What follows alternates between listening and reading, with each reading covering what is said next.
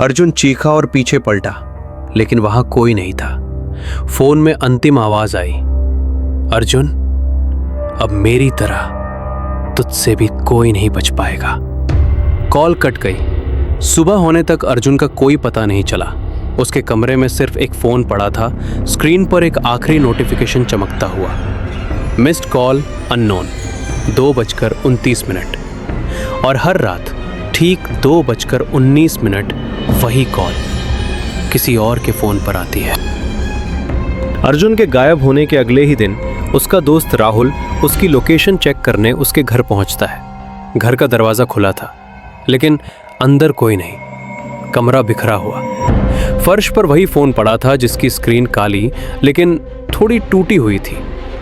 राहुल डरते हुए फोन उठाता है। स्क्रीन अचानक जल उठती है। ठीक उसी समय 2:19 सुबह, और स्क्रीन पर एक ही शब्द चमकता है, अननोन कॉलर। राहुल चौंक जाता है। वो फुसफुसाता है, अर्जुन, कहाँ हो तुम? फोन में सिर्फ कान फाड़ देने वाला स्टैटिक। फिर अचानक एक आवाज बेहद पास से, बच नहीं सकेगा। राहुल का दिल धड़कना भूल गया।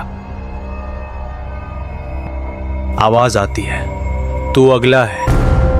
राहुल डरकर पीछे देखता है। कमरा खाली है। फोन में भारी सांसें सुनाई देती हैं। और फिर, राहुल, अब तेरी बारी है। फोन जमीन पर गिर जाता है। जैसे ही फोन गिरता है, सारी लाइटें अपने आप झपक उठती हैं। लाइव कैमरा अपने आप चालू होता है। फोन की स्क्रीन फटी हुई है, लेकिन उसमें अचानक लाइव कैमरा चालू हो जाता है। लाइव स्क्रीन में राहुल के कमरे का दृश्य दिख रहा है, लेकिन एक और चीज, कोने में खड़ा एक लंबा काला साया जिसका चेहरा धुंध में छिपा हुआ था।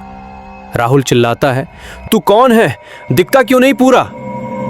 परछाई लाइव स्क्रीन में हिलती है और अगले ही सेकंड कमरे में मौजूद वास्तविक परछाई भी हिलती है।